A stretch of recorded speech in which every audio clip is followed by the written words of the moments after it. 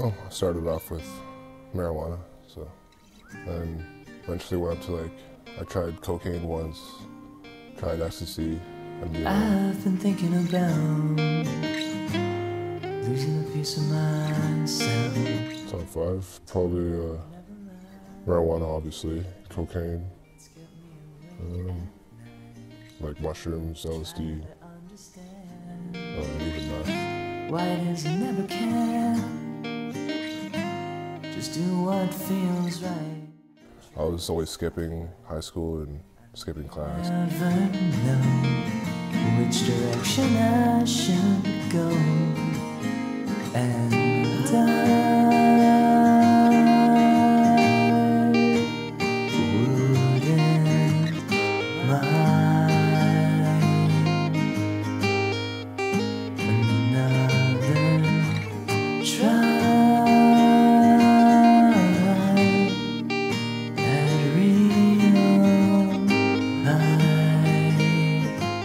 When I was living with my dad, it was kind of stressful with back then when I was actually doing drugs and smoking weed every day, and put a lot of stress on him. And he moved up to North Bay, which led me to my cousin's place.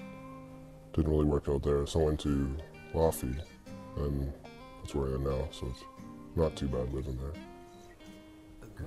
A lot of youth that I see here, have gone through the system. Children's Aid hasn't worked. They've been in foster care, they've been in group homes. I think drug use here is like anywhere else. There's pockets of it.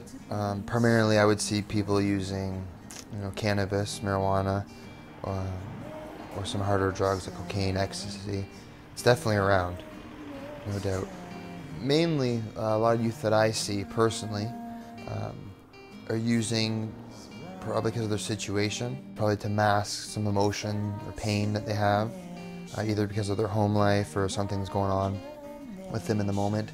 And another big reason is probably because of their peers. Their peers are using substances, so it's kind of an easy way in. Crossing Bridges is a drop-in program that we help support youth who are either using substances themselves or who are affected by someone using substances. Youth are encouraged to come in. We provide them with food, shelter for the hours that we're open. We also have them enrolled in some skills programs where they can obtain life skills, or we can help them look for jobs or food, housing. But most importantly, a place to come and to talk. I find it's a nice place to come to, people to talk to, really nice people. It's pretty relaxing. Play video games and go on the computers, and it's good. It's pretty much just the idea that people, like youth, want to talk to another youth. Regardless if it's 5 years difference, if it's 2 years difference, it's the form that they're from this generation, and what's going on in our community is what's important to them. Some of the staff have had problems. Either they're affected by their family's use, so maybe a father or mother's use, or they've had substance use issues, and they've gone through the appropriate means of working through their own stuff and then going on to school to further their education to actually turn things around and help those that were like them at one time. Starting in grade 7, I was smoking weed almost every day. Got into some other stuff, mushrooms, salvia.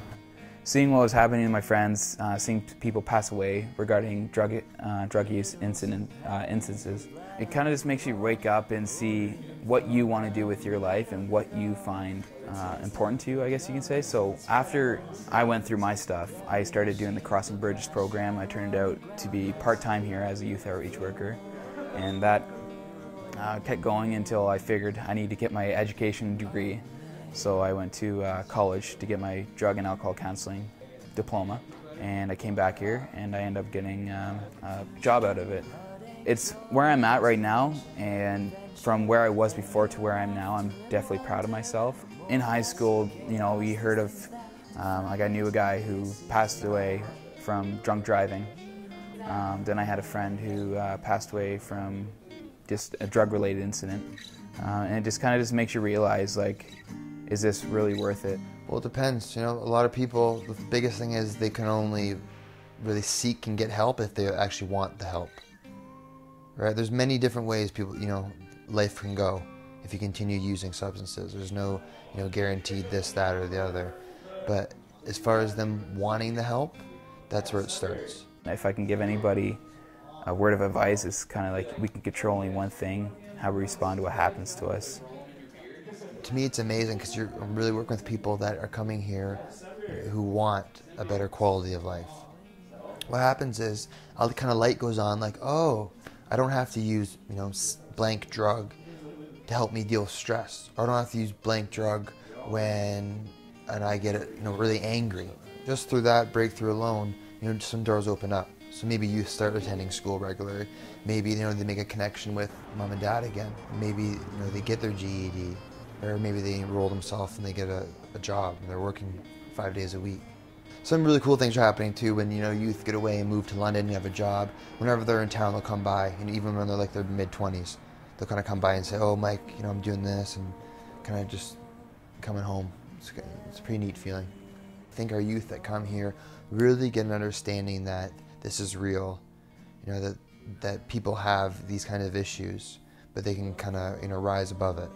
Regardless of any situation, or like if you're in high school and, you know, feel like you're in a difficult crowd, or you're having issues with dealing with family, teen issues, like, it's never the end. You can always try to find a way out of it. After I finish school, probably I'm gonna look for a factory job to start out, save up some money, probably get my own place, and eventually go from there. I haven't done anything in, I don't know, like about a year or so.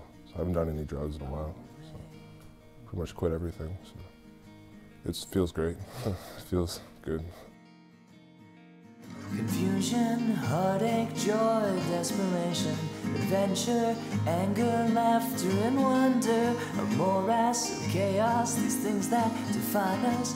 This is my